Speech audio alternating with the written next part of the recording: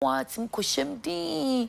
Sadan Wakwa, and Yampai Bossam Cobompa gri, and yes, Bia, Miko Ridi. Nemum, just quietly sit down, have a sober reflection, ABC introspection. Can wumu, chin who say, baby, I'm a pim swedry. Me koni sen bim me ye ni sen eyin na me fom ye eyin na hia sa me tenetene no eyin na sese me krakra no eyin na sese me hyemu kena eyin na sese me home so. You need that time. Sometimes you need to have a solitary confinement. It may not be a room, it may not be an office, it may not be a place, but even within yourself, within your heart, you need to take that break. You need to search within you and ask yourself, how far have I gone? Where have I gone wrong? What have been my strengths? What have been my weakness? Where do I need to polish? Where do I need to say no? And then just say that I won't pursue again. I will retake the direction or I will redo it again. You have to retreat sometimes and have an introspection and think about life. Think about the destiny you are pursuing. Think about the purpose so that moving forward, you can make it better. Enti enye de bia na abesori kri enye de bia na abesori kra enye de bia na beye hey, we have to be on the go, we have to be on the move. Edru brebia that could be obesori I say wakonya me anim no say rade ne de me musa hwe otena sikom na wo kan wadwem na wo bisa wo ho aha me ye ne sen aha me ye ne ye aha me tie aha me fomye enti wan kasa ye bisa. What I do is at the end of the day ni nyina no ansana me kata mani se me da no I need to take account of the day. I need to take stock of the day. Said dano say na isi ekoye. Ehina me yadie, ehina ma nyadie, ehina me fomye, ehina me ye ni ye, ehina me she obi nkran, ehina me kasa ma obi abambuye, ehina man rubutaye ne ho. Na henso ne ka to ne bro. Na sade achi na me to aso a me ho ba bia me fafi. Nanso wa ye sa da mu ne de awie no. Edru brebi nso wo se wo ye abrabomu ni nyina edie.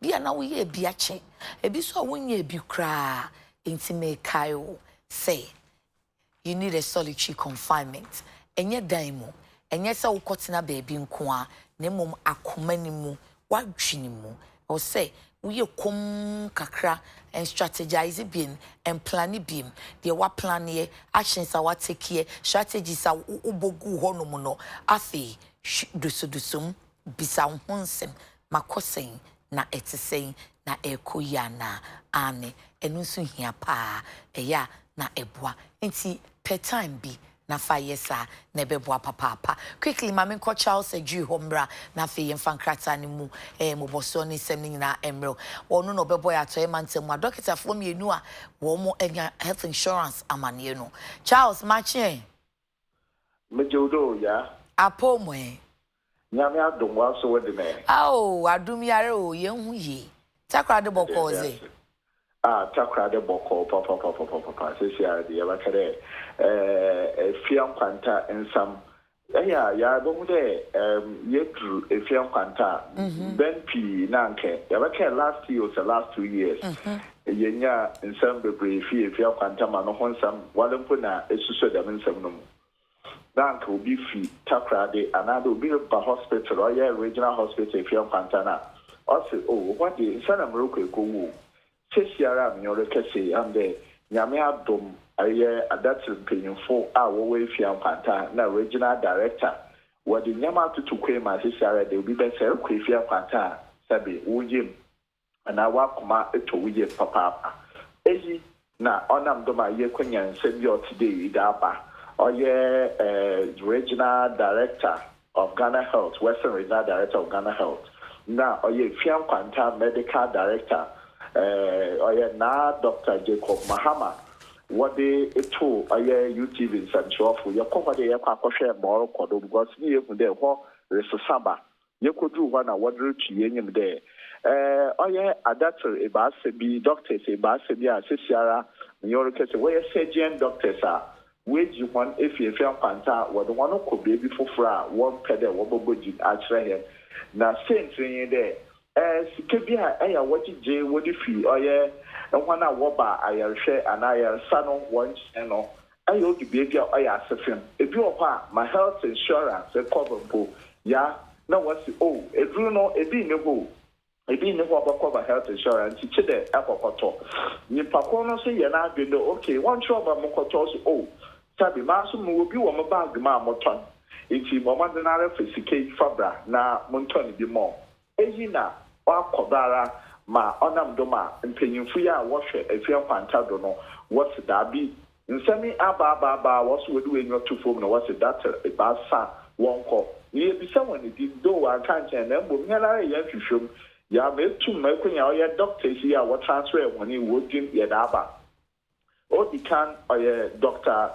Azantulu no ye one doctor na Dr. Teiso what to do about saying Dr. Dankwa them doctors e ba saying ye surgeon doctors are wo efian kwanta hona e some months ago efian kwanta na regional director wo bom woji woni fi wa there aha won hwehwema worry and only are you too much e wo hospital ho into them not that won ko fie won ko djuma ho them measures yara kuya so na oye medical doctor foforo awa be efia kwanta bi be sa benche bojamona okay ejuma pa order to wa there if in that roko patient biara boko hospital said the who seroko edru ho na nurse say doctor onyi taga another bibese onyi ID bonobwa ebohu ni din and ebohu ni position na doye wo pada ma makwan mo nhwe na se onyo pepro ho a bo marginal for one. You have 1 minute remaining. Doctor na nurse no bedi papa nti ya if you am special dey abaka dey discipline I start really juma wo papa amount for our start work ho no ejijebi abebupe efiam kwata ya bini na mdabro mo chas why dear papa me fa osi say bibia ni aye besai aba Charles Ejia man boni etiye edifia to emantem said ya ye ne sa doctor for wo mu kwa enuro nu tu mu bag we de o mai se wo mu ya mu ton nuro no ka mu ni dwom no ti ni bag no obi emusi wo no mu a we bie chemical shop on bag enim na chese we ton bia ma wo ha enkrata no mu nsem eni the Ghanaian publisher consider NAPCO trainees Ekufuado to state agencies and then Dr. Obenfo fight medical and dental council they are pursuing a personal agenda against me looks as though you are right sister Machin ya what to say nyame adom na me raba nyame adom me ho ye I said Dr. Obenfo asema wo kan ana aso mo twene tan kakra sa ade na court na court say ye nyai no court ka de important oh sa so bo mo de bo no no nheda nimufo onimufo me pewanu ye ni pa yentimi nko hu ruling ni sesi amanti tietia onimufo na de mode no ko ye ni se onitumi krata se so operate sa enti so onimufo dia na court so otumi krata mo ma nya na djuma na afi mu omusi de abi do mo kan afi no omusi omu pe ruling ni bi na o ma se di akire bi una se court ruling de ne enya ade a ho ade because omu kra mo ye party wo case ni enti mo nsa beka na afi I says see a papa e omu so insist say oni license I don't know man can judge wo court to them mo and omu kra so say nko mo court hobby na nko mo so dia omu nim na nko mo de omu na omu de no call you na finade na bibia ko obi kan ye wie bibia omu so afa akiri enti enka ne e wo se omu ye kom na mukwaji ruling na se mu be kwa appeal ya na mama lawyer fo akwa appeal na fe mu twi papa ya bo so sa esa na ite se mo ya madwen se papa na mpese mu tata no bi se ono aka Obenfo na aka se wo hwa mu ye die ase o tan bi no mu gina so de tata ka court ka se wie so dia ye nheda emfa court anim enwoti from sa sale of buses to MMT that will reject corruption claim. Daily Graphic. Nigeria Benin border closure. Ghana secures temporary corridor. And then President hails NAPCO. NAPCO trainees for sterling performance. Ghana makes progress in poverty reduction, but inequality between rich and poor widens. And no. Daily Guide of a swamp of fight leaked tape. Togbe Shito charged over beauty queens. Kofo wades into CSE debate. Ministers in Nigeria over trade blockade and prioritize NAPCO trainees. Nana says so. The Ghanaian Times. President rallies public support for fight against climate change. Upper East Flats death toll reaches 29. It was 20 yesterday, and they did say that the number could rise. Indeed, it has risen to 29. Please grab 8 suspected armed robbers. 3 caught interdicted for beating, slashing man with machete to death. We Adon Fedi Nukufi Ampuma Wonumta Feni se Fuguno. Asemna no pay say Yakasi Beko police for Kachenia Kwakubisa say almost fano saying that it's etie. The finder employing NAPCO trainees first, still president talking. Inflation drops to 7.6% in September. Inflation is the about single digit no. Na kai koto kuomu no. Enoni asemu no. Komo we. Inflation na ba from ba so. And reflect wo ebotom. No correct sister. Asem no correct.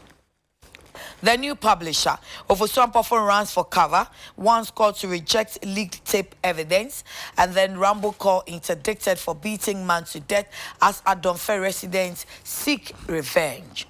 Daily Dispatch, whose orders are more powerful? October 17, 2019, GRA board chairman orders, refer all protocol pot clearing to me. April 10, 2019, when President warned board chairpersons, stop interfering with your CEOs. So, Daily Dispatch is asking, whose order is more powerful? Government must terminate PDS concession agreement now, Kwabena Donko. And then cemeteries flooded, dead bodies and coffin floats in Upper East. Hey, yanshe ye behaya pomudio. Yanshe ye behaya pomudio. Ubesha ni se nye.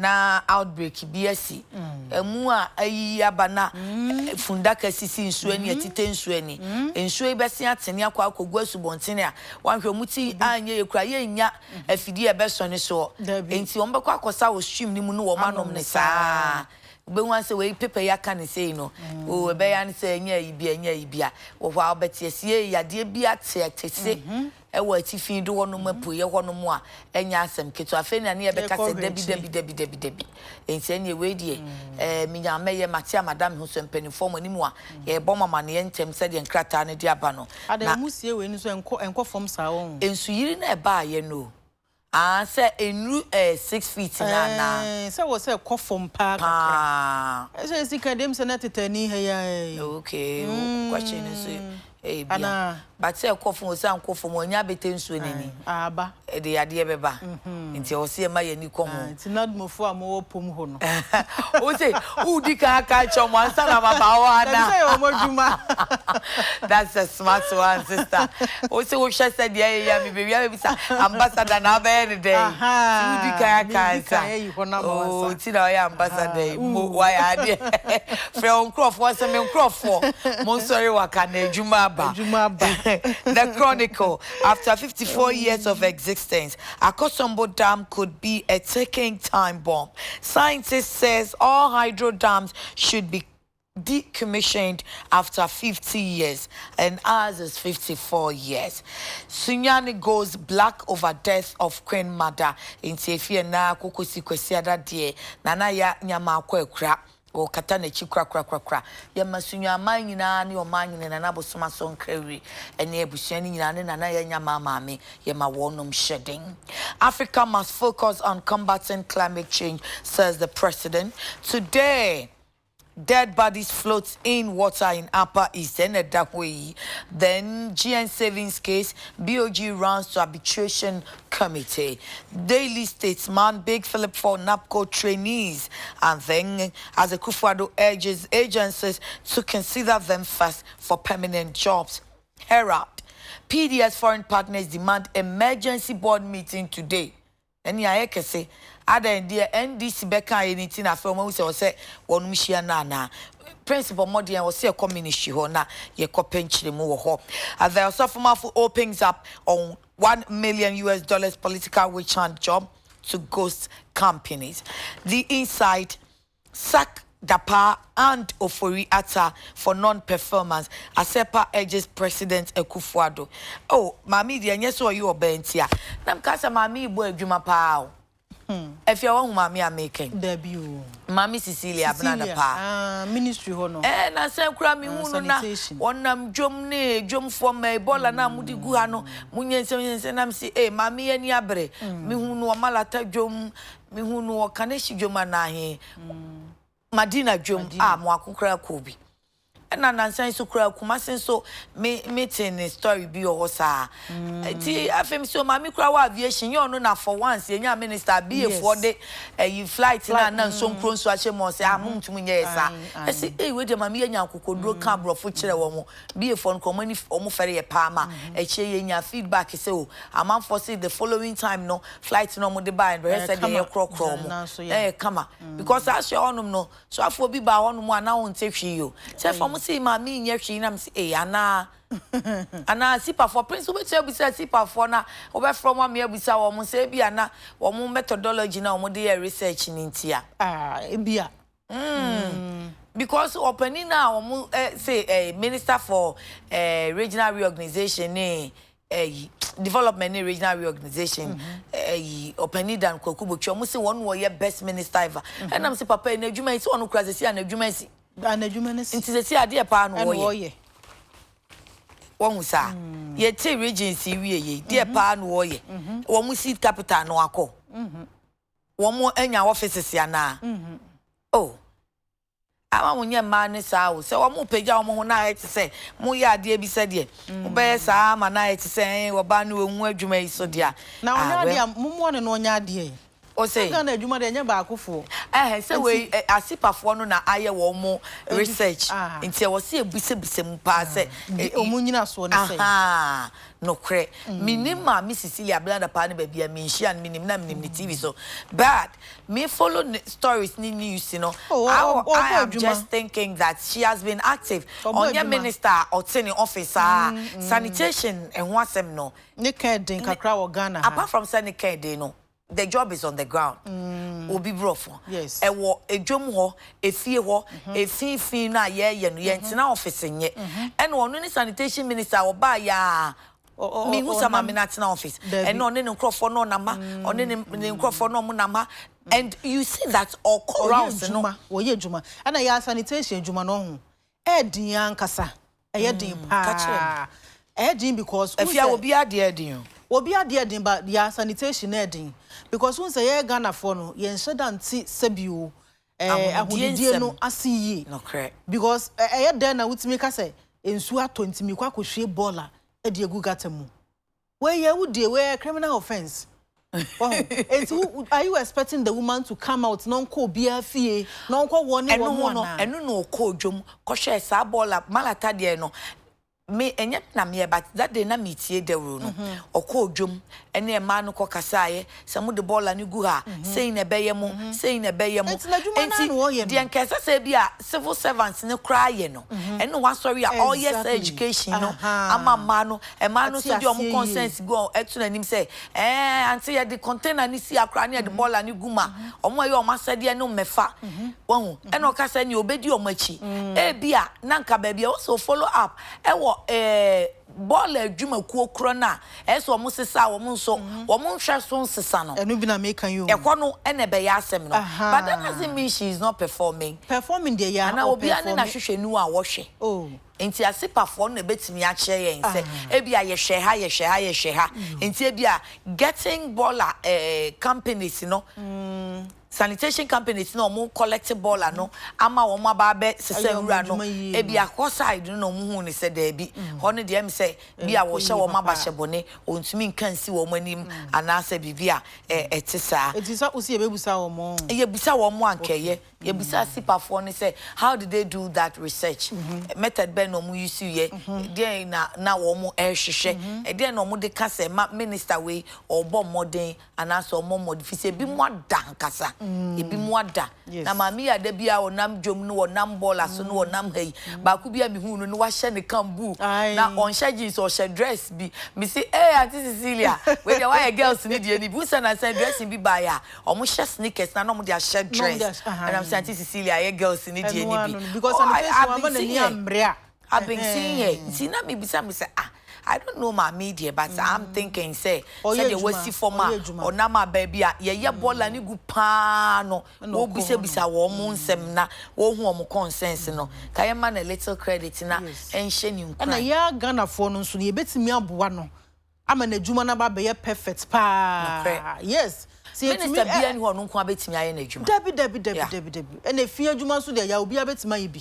Because wo sorry na ba bia wo ti to wade no wutimi prapra ho, ba bia ni kwansa wutu bola gu wan fa wu ho no mu a. Ni nyina na ye kwan ya wo fa so de aboa aba. Ada we nyina ye ni. Wo no. Ye ni so mo de bola no kogu so no mo nim se bola yo mo de gu so.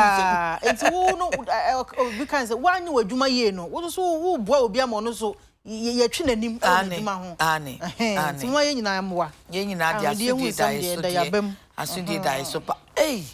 Efia ne informer. Eya hwe page 5 for why. Breaking news ho. Health alert. Fish and shrimp powders contain sawdust. Hey. Food safety expert Food safety expert reveals. Informer. Informer. The informer. Wow. Once a butcher kitty. Fish alert, a health alert. Fish and shrimp powder contain sawdust. Food safety expert reveals. We didn't care who. Yeah, some papa. Asema ye can see for report in research in the performance of a Akufo-Addo ministers than Butcher tops all as finance minister at this trail. Professor Ade's unilateral decision on auction cars threatens revenue as angry board NPP appeal to Akufo-Addo to stop him. It's getting interesting over there. If you for health alert now. What's the page saying? Page 5. Check it, page 5. Headline or front page, but story na nkasa page 5 of we say baby openi dan botche story ne wono ase wahu. Ubi first, second, third on send faso. Check down. Okay, so I'm reading health alert. Dr. Mavis Oreku Asari, a food safety expert, has revealed that traders in powdered fish, shrimp, and pepper are adding a heavy dose of sawdust in an attempt to make undeserved profit, thereby seriously endangering the health of unsuspecting consumers. The food safety expert made the sterling revelation as part of the World Food Day, which was celebrated last Wednesday. Speaking on a Accra-based radio station, Dr. Mavis Oreku said the life-threatening modus operandi of these traders were uncovered after some tests were conducted on randomly selected fish, shrimp, and pepper powder. When you dry pepper, you do not get the bright red color. It dims a bit. So if you buy powdered pepper and it is bright red, it should tell you there is a bit of color in there. Granite paste, for instance, when you mix with water and you realize it's white, then you notice it's been mixed with flour. It is easy to spot some foods have been adulterated. A typical example is when I sampled fish and shrimp powder from various markets and sent to the lab. After a series of tests, I realized ash content was high in some of the samples, and we got to know they were adding sawdust, she reveals. Mr. Fia, and I'm in for Penny Dan Butcher Mudi and Nkahuaha. Mr. Daniel Kwekubuchi, the Minister for Regional Reorganization, places first ahead of all President Akufo-Addo's ministers in a survey conducted by Alliance for Social Equity and Public Accountability, ASEPA, a think tank, at the launch of its 2019 Ministerial Performance Tracking Report last Wednesday. ASEPA judged Mr. Dan Butcher and his ministry topmost for successfully executing the difficult and challenging task assigned him by President Akufo-Addo regarding the realignment and creation of the 6 new regions. The report also mentioned the Finance and Sanitation and Water Resource Ministers Ken Ofori-Atta and Mrs. Cecilia Abnadapa, respectively, as the worst performing ministers, having performed abysmally. ASEPA says 10 experts and policy analysts were used to sample views from 5,000 respondents, civil societies, the media, the clergy, students, lower and middle income groups across 3 selected regions, and their views and comments were analyzed to arrive at the result using 5 key performance areas. Sister Yenko. Yo, I was now for the informal Dobokrata no. And I de air shas and a crata fair to so me and Sahonom and ye demo air crow. Na no and yet Dr. Mavis or Reku Asare.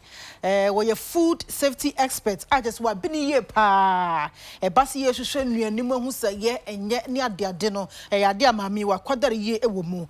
No, I can say the 2 years say no a gedifoa, one a ton a fish powder. Mon kwadi eni bi no na wo mo so a wo mo yam meko eton papa powder no yade a sese no wonom e de sawdust ankasa efra na wo ma chechire na wonom ton se de be ya wo benya mfaso bum edie wo mo refi se wo mo de sawdust afra sa mon ko powder yi ene pepper powder yi ene fish powder no Krofo todi no eyade a edo hawa kase mu odu ebre o mapomodin tesa no krampo de wonom emfa ho sa akora na wo chese World Food Day na no kwada ya ye hye ho fakase no ane ho afasha wonom ye no wokokasa o radio ba ko so won kra hase e na ode sansem wei etu edwa wo se de adwadifo no ye na yade a sabio so ehu papa esanse se wunim na koto sa monko powder bi meko powder bi anampo fish powder bi na wodi aduane di a wudi no na sebe so ha woni padua no de wo haw kase pa ebeto ni padua no so ano no wode ho nsam aba na wo chese sese no wuya meko a ya na ani no edum kakra na so no se okoto marketer bon se ani no a bright pa na chese ya wo no no ya gown I say so uheye esanse the color bi na awo no kakra wo de no to nchen a granules enkatie yi eno so wo se de yayam no katie na yayam no so di nsuo fra na we se de wo hu no na ani no koye fufu a eno so ya hweye esanse no ebetima base de esam na awo no amano ayesa ena o chese wo mu efa sa fish powder bi ne monko powder bi dia de collab na chese wo mu nya emu sa evidence o mu ke sanse enye se bi o mu sheda na o mu ejina ba bi na o mu keka wo mu de bia collab ena o ma test ena o ma hu se sawdust wo mu wo de no to nchen a enkate no nso ya wo no esam a chese we no wan hweye na kotobi dia ebetumi ahawa pomodin pa My Emra page 3 ni enhwesa revenue GRE. Dambo twedie na. Yo kose. Yo abusafo page 3 honum na no.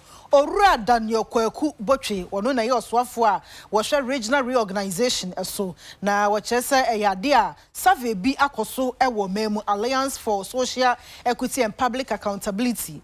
Wo mu na ye sa survey no mo de atodwa se na Dan Kwaku fuado ne ministers a oyi wo mu no wono pa ena wo bon homodin ewo adwuma ye de asha ninsa no ene 6 new regions wa bomodin aboa na hoodin ka ho bi ye tuma tete wo memu na adwuma ne de yade a koso ye papa achese no wama no ahuradi nkan soafo bon homodin ye ona na Dan Kwaku fado ye na soafo ni mu no wona sese de ni din hopa so achese ye bo na baso ye pa na de no to nchi soafo sho man esi kasam tutu ye so ni de ohye ahonidie hu nsam so ahonidie ni nsuo tutu ye mame Owura Ken Oforiata oni e finance na afi mame Cecilia Branda pa ono nso sanitation wo chese wo mo nsusu no wo modern bono e wo fom ye ka soafo a na Dan Kwaku fado amemo penso mu adwa so na wo mo modern bo enkoyie wo fom a sampanyifo yi wo mo ka ho bi na wo chese wo mu gi empanyifo makwadare ye pa makomako edu 10 experts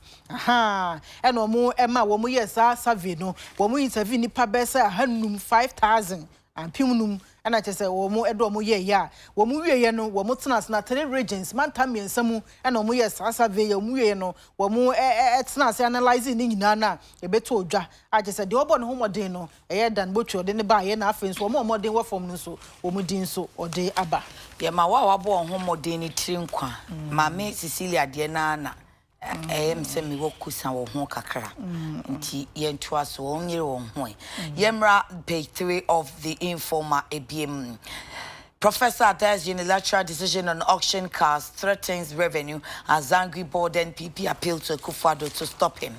There is a serious rift between the Ghana Revenue Authority (GRA) board chair, Professor Stephen Adekye, and board members over what they describe as a reckless unilateral decision regarding the decades-old auction cars regime that seriously threatens revenue mobilization at the nation's revenue citadel.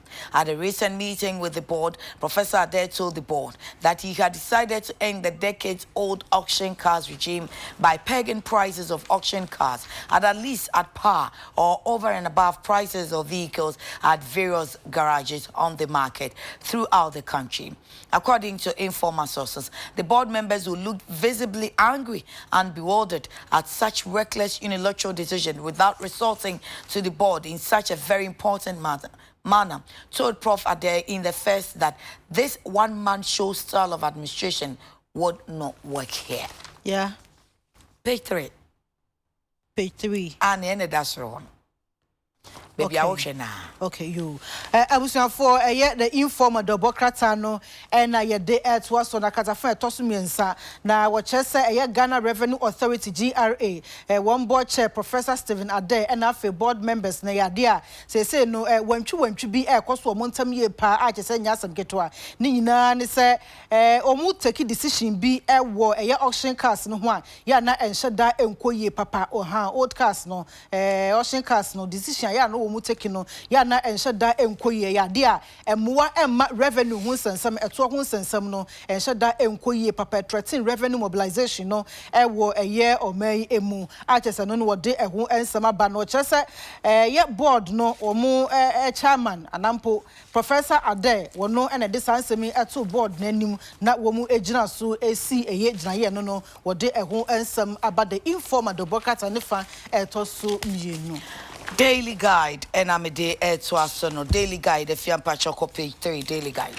Daily Guide, okay. The embattled chairman of the opposition NDC, Samuel Fusampofo, has renewed attempts to have the charges against him over a leaked tape thrown out of court. His lawyers have filed an application before an Accra High Court, hearing his case to challenge the constitutionality of the audio recording, which led to his arrest and subsequent arraignment. Fusampofo and the party's deputy communications officer, Anthony Kwekubwahe, have been charged in respect of the leaked tape, which captured how the NDC is allegedly planning to commit crimes in the country and turn round to blame them on the ruling NPP. The alleged leaked tape is among a list of documents filed by the AG for the trial of the two NDC top officials. His lawyers are now challenging the authenticity and constitutionality of the tape, which the prosecution intends to rely on for his trial.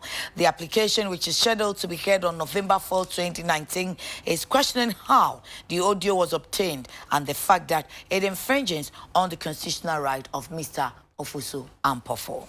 Yo, I was for Daily Guide, the Bokata, and if I toss me and sign any demo aircraft, and National Chairman Emma and D. Samanyokono, I want you Ora Samulofosu Ampofo, yen name son and same one of no yet one side a friend of my process, so a cassianum, a is a Miss Ahudobi Emma and his answer, a meeting be NDC for no more quiet, yen be told just opinion, a Casabi or Casa was here no, as a threatening will make a crap your passenger, or Diboneka cra, Annie, a market a J to me at the Adina. Papa hu nsam no betomu chese ne kasa no okeka bibi fa ho a threaten wo mai pa bambo titru enam so moto nsa frɛ no wo police aso ekese mu a na wo mu eyi semisa hodo ema ne no na asem no eto ntwaye ya na eta to nsa de frɛ no pa na no na sese wo na lawyer fo nyina no wo mu kasa kwan bia so wo so mutumi challenge emra pa wo mu wo sa tape recording na eja eliki ya no ho na nam so ne lawyer fo no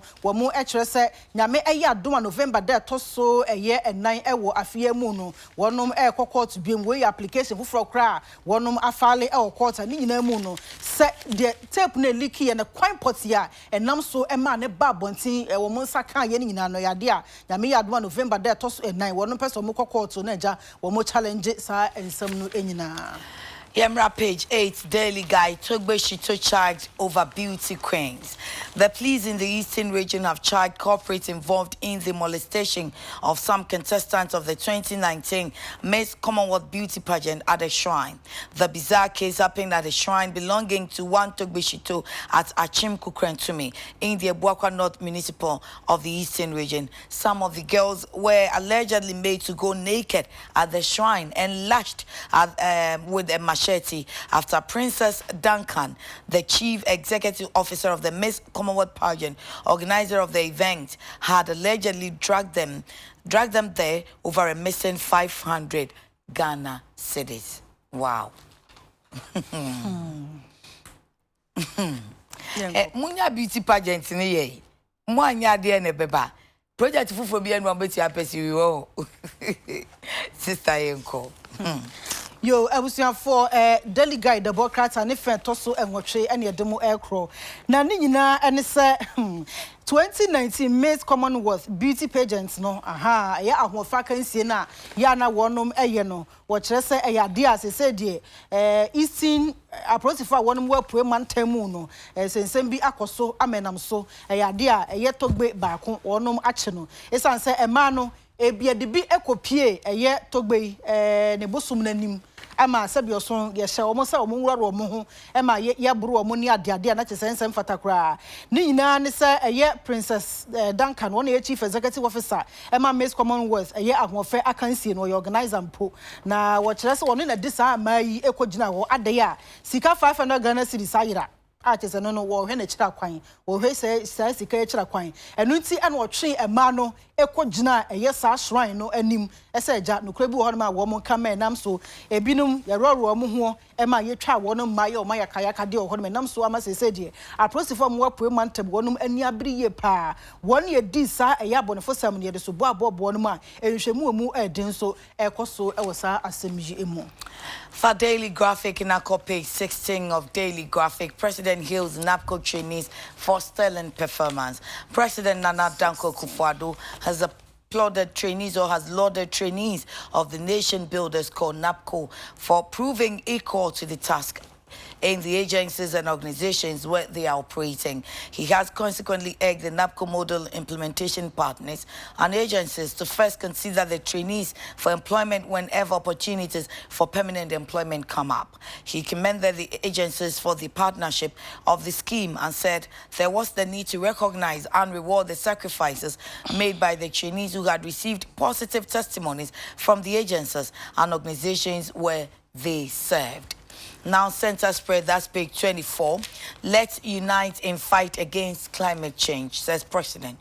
President Nana Danko Akufo-Addo has said to stop climate change, world leaders must put aside the unnecessary argument and rather channel their energies and resources into what can be done to counteract climate change and its devastating effect, especially in Africa. It is in our own interest to fight climate change decisively. Unquote. A recent report of an intergovernmental panel on climate change concludes that the global community has only 12 years to stop climate change, he said. When you come to page 3, or starting from the front page, Nigeria-Benin border closure. Ghana secures temporary corridor. Ghana and Nigeria have agreed on the creation of a temporary corridor on Nigeria's western border with Benin, where Ghanaian goods in transit from Benin and vice versa can pass to avoid collateral damage arising from the closure of Nigeria's border with Benin. The Ghana government is also expected to provide further information on Ghanaian companies that do business in Nigeria, the goods and companies affected, and those likely to be affected by the closure of the borders, as well as stranded trucks at the borders to enable Nigeria's officials to better identify the Ghanaian traders. The decisions were read when the Minister of Foreign Affairs and Regional Integration, Ms. Shirley Ayokoboche, and the Minister of Trade and Industry, Mr. Lang Tremantin, held talks with their Nigerian counterparts on the border closure in Abuja last Wednesday. Yo, I was your for Daily Graphic, the Democrats, and if I toss so a Juno and 9, and I demo a chassis and no. ena nana adedankwa ekufo ado Ghana mampanyi akasa ede atodwa se eye ewiem nsachraye eye climate change no wo si se ewiaseman ebetumi etuase ye panampo betumi aye bibi ede afa ho dia ena egi se eye achini a sabi ehu ehia no wonom etumi egyae na afo wo ma ho ode no wosika nyina no wo musoa egu kwampa won betumi afa so de aboa na climate change no yetumi atuase no emu titru ene abebiman emu eno no wo si se no report ananse aba bonte no adade say we are seeing nyina ye global community no ye won fie dumani 12 years a ye betumi edi asi eye ewiem ensakra ye climate change no ano esanse wo hwemu a sa ewiem sakra ye ade a edi ama bebre ewu emmoa ema ya pomode ho sensem kwa entumi enkoso ni sense wo say we are seeing nyina sa koka ena afenso argument hu ehia ekoso wo climate change ho no wo betumi ede ya no ato nkyɛn ye twa so prekope na afo de wa ho ode no wonsika nyina ewura ekwampa wo betumi afaso aboa ama yetumi astiu asie emu na eye Africa 2019 climate change eye summit course won kran no asie na okokasa ya wode sansem we etu edwa eye democrat akrono a ne fa toso edu ensia ene edemo ekro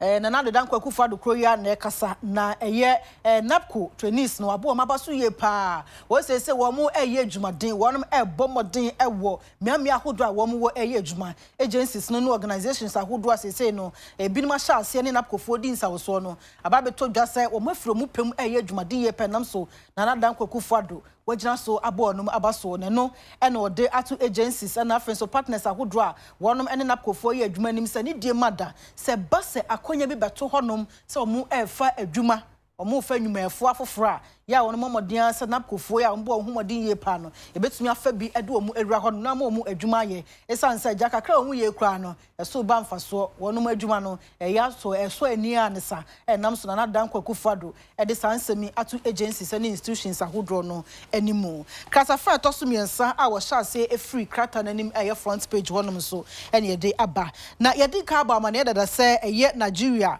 wonom ahye so tito omu ni Benin na ahye so no ade a wonom atum asese eye ebibifo a ene Nigeria ma no edinsa wo so wa adwadie mu no wuntimi fa wo niema emfa eye Nigeria border hon korua Nigeria memu ni nyina ne se Nigeria ma no ade ba ko pa eda koma so ne se wunsa omu no omu local rice na omu di o ma ne mu no ompese no ompese ombe fa bi ede from afoforo so aba ena om se ase Benin fo no ye omu tare bi wura ko pa ni nyina ka omi from border no wonum atum no na wo mu anj we no etia ekowasemra and I'm so my Ghana hakura adwadifo gutafo mani bri ye pa says asoye sham na nsam so anya bibia mfa ho dia na akwa ese omo de omo niema no omuntumi mfa nko Nigeria memu nkoto na so we Nigeria eye companies ahodo agidin pa na wo yetumi bie border na mo do omo niema badango temu nyina na no yese omu yi cement bi ewo eye tabo honum nampo habo honum na no ana se de aba beto dwase eyade a Ghana ha umba be temporary corridor ewo Ministerial Nigeria eye western border ho mo ni Benin honum no wo mba be corridor kakra bi ho honum we temporary enche ano ne betumi aboa ma Ghana ye dwadifo no wo matumi di wo mo niema ni bi akọ eye Nigeria memu na fa akọbọ hu deru aton we bebo ye pa ma yonko fe da Ghana ni Nigeria man ntam no etumi akoso ye pa wo de no to nchi aban e kire se eba eye Ghanaian companies ahodo no wo mu enuma wo Nigeria ni wo mu niema ahodo nyina to ye to border ni mu nse de wo ha bre wo mu so afi na ban e de hu information ma betu dwa na fa wo hu ba bia no so wo betumi e de afa na sansem we e beto dwa abra asoyan anapo so afo hwam no ni ensam so eye ma Michelle ayoko botwe ne oswafo hwe adwadie ani enuma ensam so ra alankyerematen wo mo ni Nigeria adwadifo do no ani aswafo ni bi ehyiaye e wa Abuja na no ukwada ya ana wonum ehwe kwampo mbefa so e de border ya wo matum ene wo hawa de abrega na adwadifo no wo betumi ahwe na ayi ni nyina afiri honum na ase enom de sa omusi sa gina ye ya wo de ho nsam abadeli graphic democrat no ne fa etosumiensa a wa hyase afiri krata nanim eye front page honum nti de gutafo hwehwe no wo mo nse ya aka se nkitaudi akoso no chesa afi Nigeria fo no ene Ghana ban nya wo hunti ase se Benin fo a enye Ghana fo tie ne mombone kwan to baabi a Ghana fo na wo mu niama beka echiri ho no wo mu benya afa nti enu na wo mu eye ho hyehyɛ nti sisi ano kasi free Ghana nwumaku ahodo a yetoto border nim na ha wo mu nya de Ghana mpanyfo bense wa Nigeria mpanimfo no aso ate na afi wo hu wo mo no ahye wo mo nso sante ne udru o se o mo Ghana na chese wonya kwan afem na odo di abako eti aho se we de gutafo akoma beto wo mo yem ye kan sei no na chese wo se gutafo enso te ase se da bi anamontu obi amutu ya na mpanimfo se munya ma wo mo na asem bia ni wa ye de akuma na dwam wo no ebi nie we ye mfanto ho eti se bibi ba anase wo mo ya ade bi amompa mema mo mfa mra no nhye mo nsem na mo nso mo nkoye na o magye adwuma e na mra ne sisei JPC mra ne sisei nti ye kototo mo store mu on se ba ye wo mo kotena ase o mo kan ye aye kama aye boko nti mo so se bibi ni na mo ni mo ho nti ase a na ma bom mpanimfo amane no mo ni o makohia panimfo so se de we mo ho aye ha no se Ghana fo no so wo consent na o ka kire mo a na mama mo ho aye ha saa tentem so na ma wo mo ankoye ade bia ebe ha yen se online efia yen ko page 17 e wo Ghanaian Times no emu adomfe asem no aposi form yensa ne prince line nem se mo ane papa said ye be yanka ye benya posi for ne abisa wo mu se wo mu aya interdict wo mu yi enyina so ne saying if se ne atwa se wo mu de wo mu report be ba me atibie nu ayi bisa wo mu si o mo ma ye break akransa afena ye so ye boaboa report ti de ye tie ye kromafo de police account no de ye nyante ye page 17 Ghanaian Times. 3 police officers have been interdicted for allegedly beating to death a 33-year-old driver in the Asante Achim South District of the Ashanti region on Tuesday. The Ashanti Regional Police Command gave their names as General Sergeant Suleiman Seidu, General Corporal Seth Bango, and General Lance Corporal Salifu Yakubu for allegedly beating up Kofi Ampoma, popularly known as Baluso, at Adomfe on Tuesday. A statement signed and issued by the head of the Ashanti Regional Police Command's Public Affairs Unit, ASP Godwin Ahianyo, said, the commander tasked the Regional Police Professional Standards Bureau, PEPS, to investigate the conduct of the policemen. It therefore urged residents of Adomfe to remain calm as investigations into the incidents continue. The police officers believed to be stationed at Konongo Divisional Police Command and others in uniform allegedly stormed the town for an operation and had an altercation with the deceased, who in the process was pushed to the ground, kicked and punched in the face before one of them dashed for a machete from their police vehicle and slashed his back. No. Now, my interdicted 3. No one do what you're saying, and you're interdicted 3. And now 3 na pepe and a coho and you're interdicted me.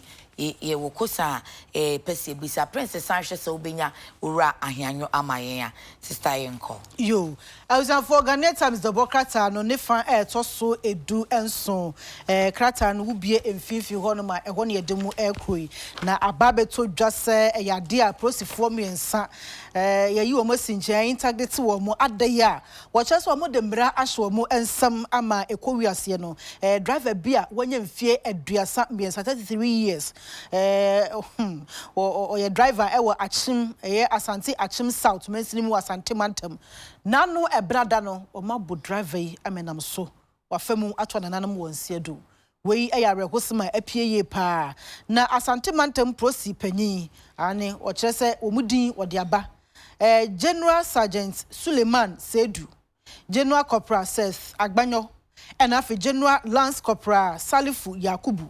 Ane wamu ena ye driver ni dindi Kofi Ampoma ado ata friend no Baluso ana wamo ache no na wabunwa ma wafam owu asemi Adomfe ene si ye enano ebranda no na wo kyerese head of Ashanti Regional Police Command Public Affairs Unit Assistant Superintendent of Police ASP Godwin Ahianyo wo kyerese se die eyade a yade ahye ne saso eja wo mu no amwa e ma hwehwemu mu do entumi koso wasem mu se de beya wo mbehu de na etuamu bia na no ma sa agina so e de adesrede ato Adomfa de hye nyinam se ne die mada obi anye kom esansa asemi prosifo wonom ebe hwehwemu na fe ba bia emrada no wo mu atumi e de ato pepepe e de ama ainam so amasansemi wo de ho nsam aba eye Ghanaian Times the broadcast and fa etoso edunson 17. Yenye of the Ghanaian publisher, sale of buses to MMT that will reject corruption claim. Documents cited by the Ghanaian publisher dispute allegations of corruption and misappropriation of public funds in the procurement of some 50 Daewoo buses for the MMT. In a letter signed by the regional manager overseas business division of Zao Daewoo Commercial Motors CK Kim, the company stated categorically that the buses were sold to GH Daewoo Motors Limited at $175,000 per unit and not $75,000 as being alleged. The letter said the prices as displayed on the marketing website Alibaba is merely a sample price and only meant to tempt the customer. Hey, any difference in this idea? Page 3, Dr. Obenfo fights medical and dental council. They are pursuing a personal agenda against me. Chief Executive Officer of Obenfo Hospital, Dr. Dominic Kwame Obeng Ando, has accused Registrar of the Medical and Dental Council of deliberate plot to frustrate him and his practice. Dr. Eli Achukwi, he said, is pursuing a personal vendetta against him, despite the fact that a court of competent jurisdiction has acquitted him for any wrongdoing. Said it is very deliberate attempt to try and destroy me. It looks so wickedly personal and wickedly vindictive. Speaking on NEET FM's Ghana Muntie on Thursday, Mr. Ando argued that contrary to claims by Dr. Achukwi, he has renewed his practicing license and that of his hospital and paid the required fees. For Ghanaian publisher the Bokrata enye katafe tosu emienu ena yedemo aircraw na okwankyere for penya wono ena Obenfo Hospital ayasabiano wodano a woni Dr. Dominic Kwame Obeng Ando aha wono ena ekasai na wabo registrar Emma Medical and Dental Council so boye pa ese washada na nida ho person frustrate wono ene nadwuma wo ye ni nyina Dr. Ali Atukwi Dr. Benfo ekere se we de akwakwa ese personal attack bi na chese wo person de Emma no ye pa na kwan a papa yi ede ne nam so no ndo odwene ho ba bi on sheda ntiase wo chese asem ye ba ye sheda ekọ Emma court wa yenhwehwemu edi asem no ebua se wono de wonifo bia wo mu enti ne wonwa pa ese registry wosa enamo na afi wo pese sabi wo sai ne keke a chese nam so ama wode ehonsam aba na Obenfo wode sansemi tu dwa enradwe ya abra no okasa ewo NEET FM Ghana Muntie adwumadie no eso na sese ono de wo chese wa renew ni license do de adwuma ni nyina wa renew na hospital de no so wa renew ne senti de registrar ne na machire na wo kasa ese court ruling no kra wo mu pebi ni ade no wo so one de wodwene mu ba bia wonti ase na ase papa no wa hyeda tu na ni asini so tan hunu bi keke e na de etata no a chese nam so mo de honsam aba eye Ghanaian publisher the broadcast and friend to so mienu mbo mu fanche ne ya homa no we sin talk akraba so enti post for de no ye hwa se omu siesie technician ni wie pa ye bedi sa nkomo ne bekwa kopenchiri mu no na ye de aba my celebrity and ambassador ene hwan na ashawatadi Catherine L. Okay, Catherine L. Ona asomatade no owo ma 7 oni achimota mo no ena edinhwe ni mo ni number no 0244 818177 0244 ena mitini so S Nash Beauty Care won mo bubu ashi old station hwa onso eba dreadlocks a fa wo ya de miti ono ena aboyeda aboafo ni nyina ase ye dai ho akoba pa afei Healthline Adekye Nsroma so ye de bebro